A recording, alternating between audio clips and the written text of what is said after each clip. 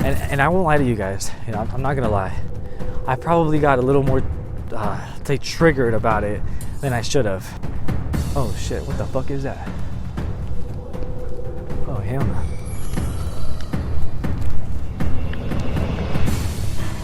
Yeah, no, I'm going that way.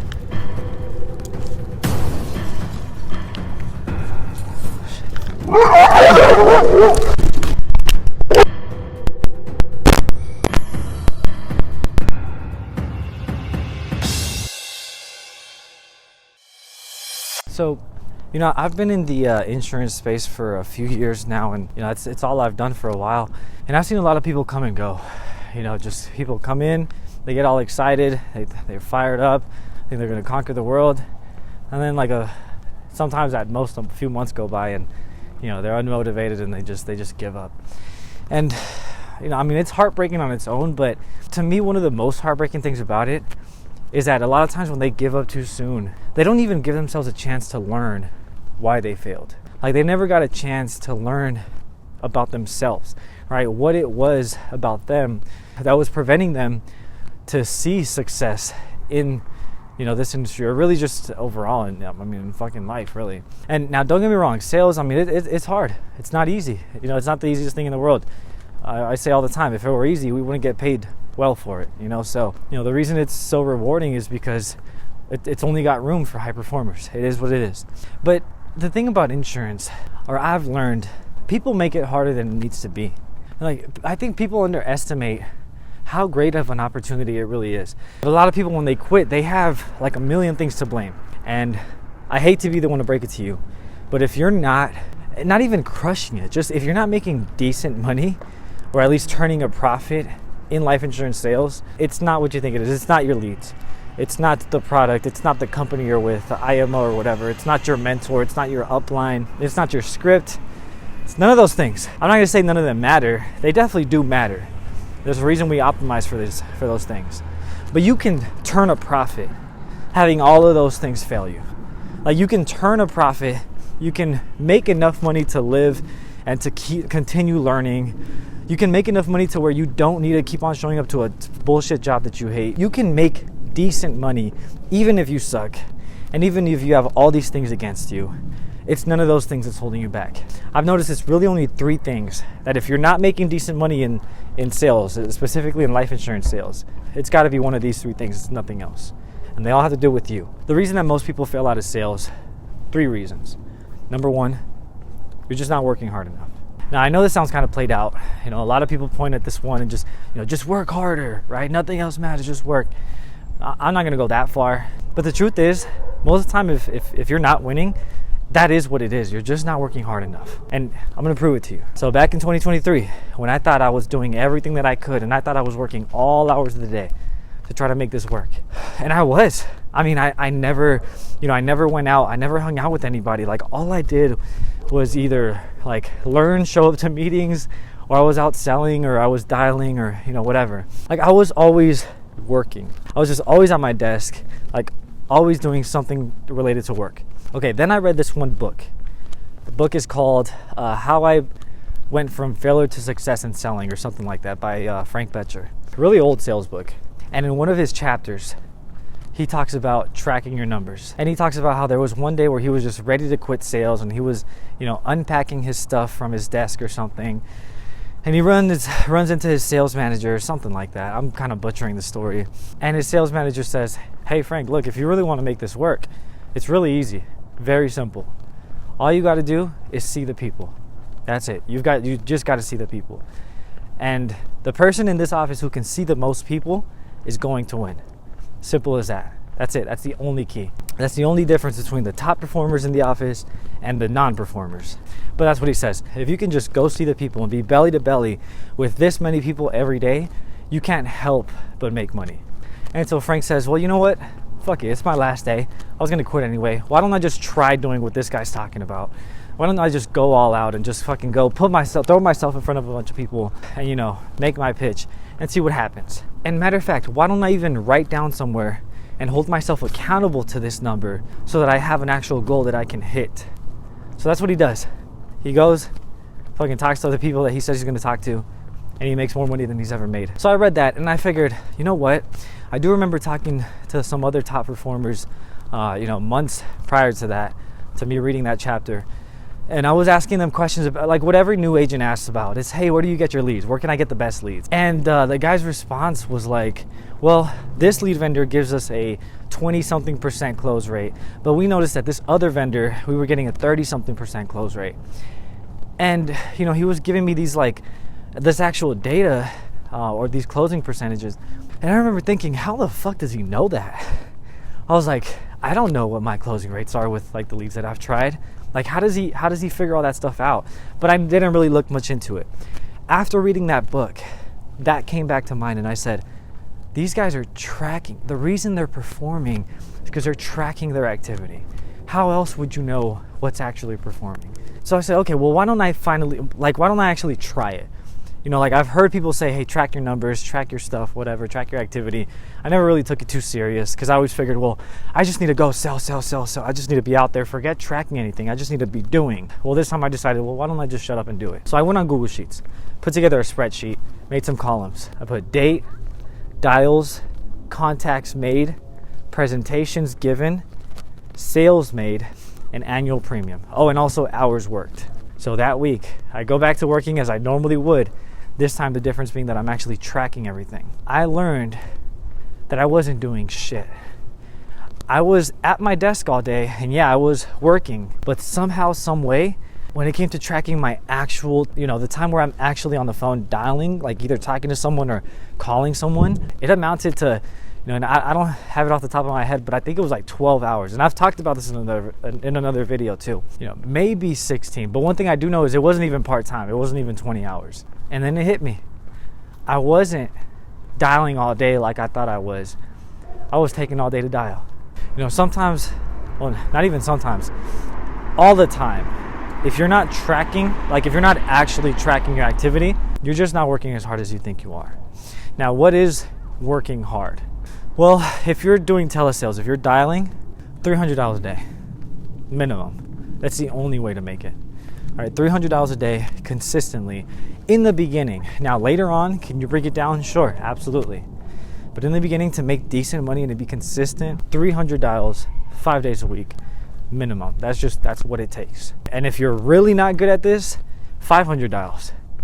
I know people that do 800 fucking dials a day, and they don't cry about it because they really want it. So if you're not doing that, and if you're not tracking your stuff, you're probably not working hard enough.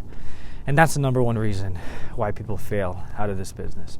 All right, reason number 2, maybe you are putting in activity, you are working hard enough, but it's still not working out. Well, maybe you're not trying hard enough. So I knew this guy that I was working with for a little while. This guy was putting in numbers. Like, this guy was doing like 3,000 dials a week. And like I just said, lack of activity is the number one reason people fell out of this business. When I saw his activity, when he first came in, off the bat, he started doing those kind of numbers. I'm thinking, dude, this guy's gonna crush it. I was so excited to work with him. And here's what happened. So first week, he puts in a high amount of dials. I'm like, okay, cool. I mean, he didn't really, he sold maybe one policy. So it's okay, he's brand new, right?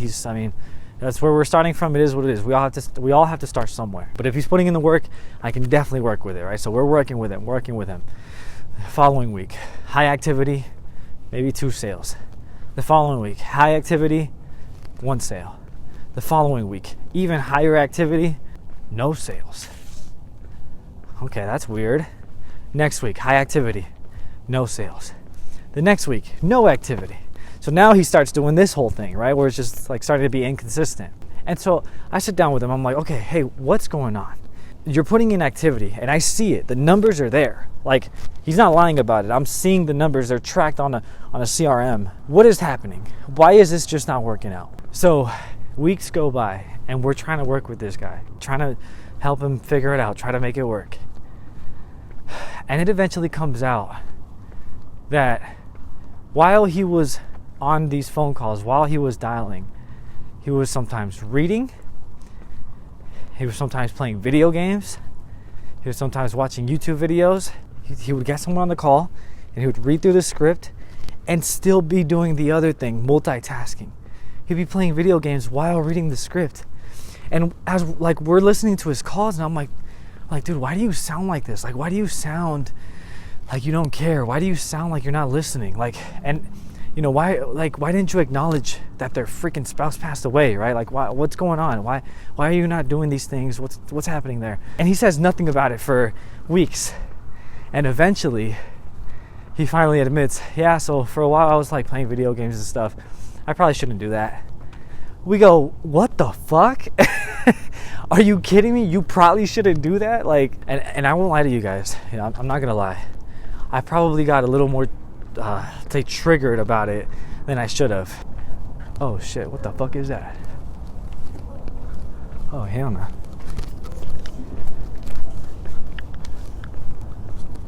Hell no, I'm going that way.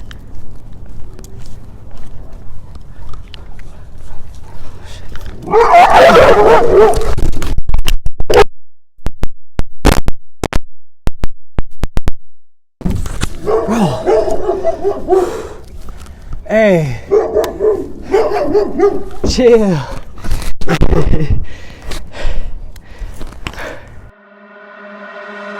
All right, so I just had to stop there for a second because these two big ass pit bulls were like running around, and at first I wasn't really fazed by it. I was like, whatever. I mean, they're probably nice. Fuck no, they weren't nice, dude. These motherfuckers started coming after me. I had to jump. I was running, and I had to jump inside of a truck. And I was just waiting in the truck, and they kept barking at me until they left. So I'm on my way back home. I'm gonna finish this video at home where I'm nice and where I'm safe. But anyway, so as I was saying, might have got a little bit, you know, more triggered than I should have, and it is what it is. But dude, I was so mad because I'm over here thinking like, dude, we're spending so much time. We were spending so much time with this guy. You know, we were spending hours listening to his calls, and I'm seeing his activity. And you know what, you might not, if you don't mentor anybody, if you don't have someone to lead or to train, you might not have experienced this. You might not understand this yet. But as a trainer or as a leader, like when someone looks like they're following your system and it's not working out, it makes you feel like, fuck, do I not have this shit figured out? Like, am I just stupid? Like, is this? It made me question myself, because I'm like, he's doing the activity, he's doing everything we tell him to do, and it's not working. So how am I really a good leader? When we find that out, I'm like, dude, we're over here questioning ourselves for months.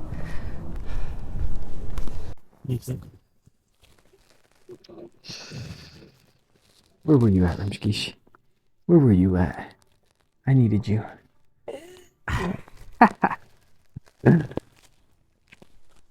Finish my video. All right, so I just made it home where I'm nice and safe. So let's go ahead and finish this up. All right, so as I was saying, that whole incident taught me a very valuable lesson. That it's not just about activity. That completely debunked the whole theory of if you just get in front of people, you're gonna win no matter what. No.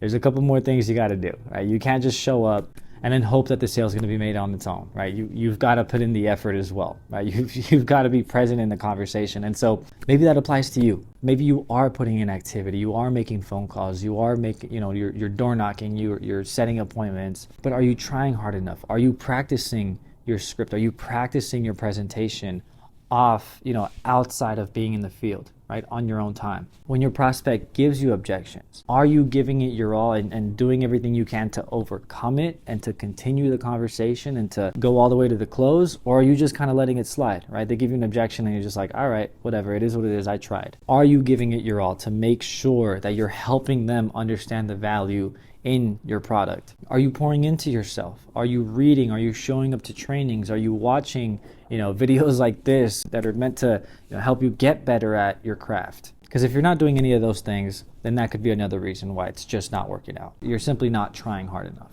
And reason number 3 of why people fail out of sales is maybe you just don't care enough. Maybe you don't care about your prospect. Maybe you don't actually believe in your product or service and it's showing, right? And your prospect can see through it and they sense it. You know, as you're going through your presentation and you're asking questions about their pain points, about their needs, about their life, you know, are you taking time to really build that connection with them and show them that you care, not just about making a sale, but about them and helping them get to where they want to be and helping them accomplish things they want to accomplish? maybe it's not even that you don't care so much about your prospect or about your product or service. Maybe you just don't care enough about changing your situation. I say that because a lot of people get into sales not because they're looking for a regular job, right? And it's just a thing to do. A lot of times it's because of the lifestyle that it can offer you. A lot of people choose to get into sales for the time freedom that it can offer, for the financial freedom that it can offer. For some people, it might be about the impact that they can make. It could be the challenge itself, the competition, the opportunity to show what you're really made of. But a lot of times I've noticed, especially in our industry,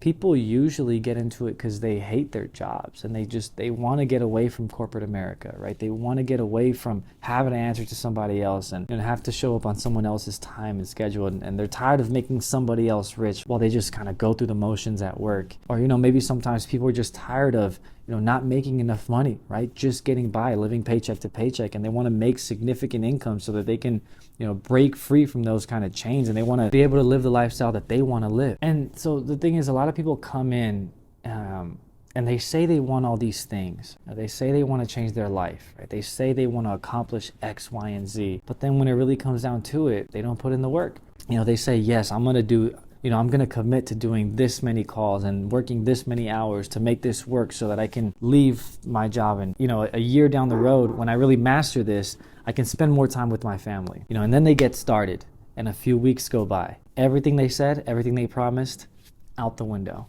right? They find excuses to why they can't show up. They find excuses to why they can't make the calls, to why they can't buy the leads. Oh, I really want to make this work, but I can only work 4 hours a week.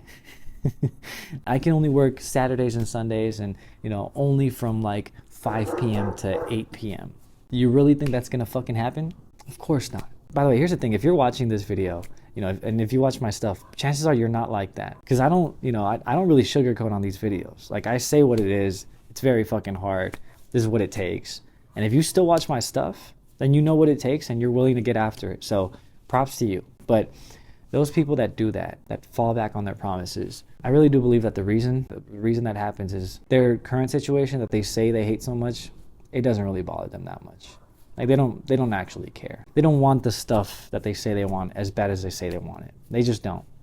It's just what it is. They don't want it. If someone's not making the sacrifices that it takes to make it work, then maybe they just don't care enough. Maybe they just don't care about, all those things as much as they say they do. And that's fine. Hey, more for people like us who really want these things, who really want to get after it, who are willing to do what it takes to get this shit done. But nonetheless, that is the third reason why I've seen a lot of agents fail out of this business. It's just they don't care enough about themselves and really changing their situation, or caring about the product or service that they offer. Like, they don't really believe in it, or they just don't care about the people they're serving, right? They're just so self-centered.